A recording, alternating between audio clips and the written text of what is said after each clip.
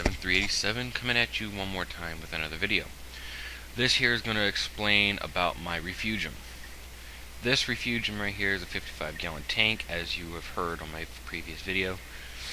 As you can see, I have a 1 inch or a 1.5 inch, I haven't decided on what yet, going down into a J so it does not disturb the mud. Now the reason for that being is because I don't want a whole bunch of mud and stuff going back up into the tank and then becoming a problem.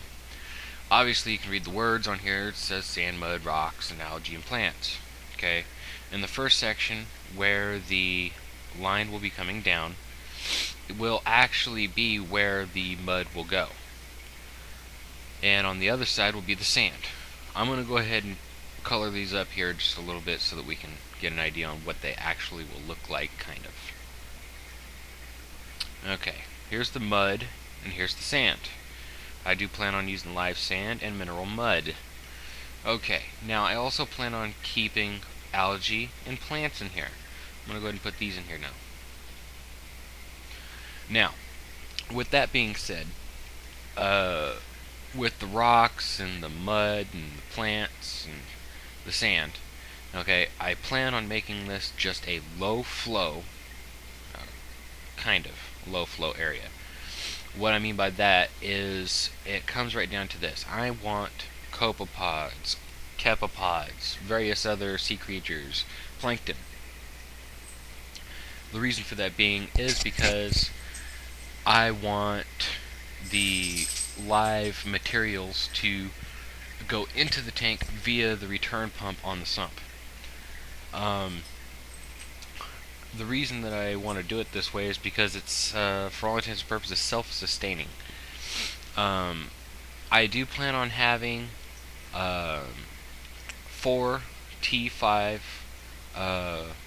bulbs on here, 2 20K bulbs, and 2 50/50 bulbs.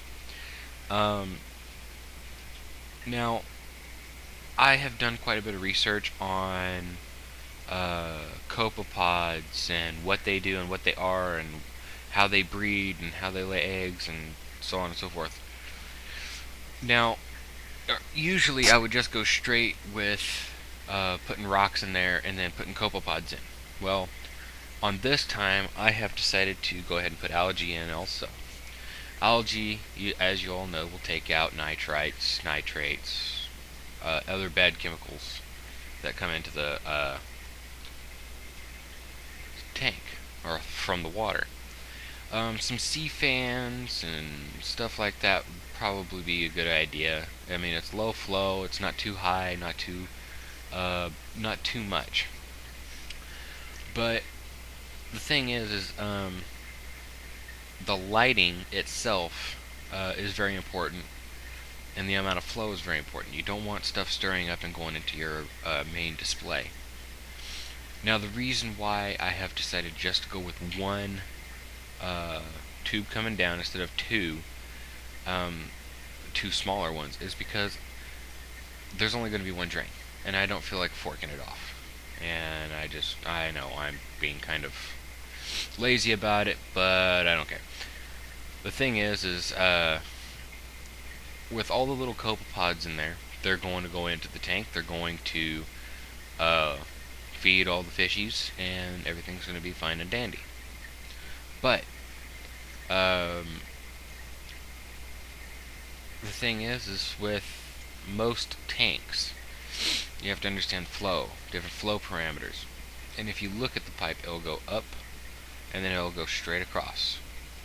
Anything about an inch or less, probably about a half an inch below the bulkhead, will not be affected, really. It'll have a continuous stream of water going in, cycling. Now, this is my refugium.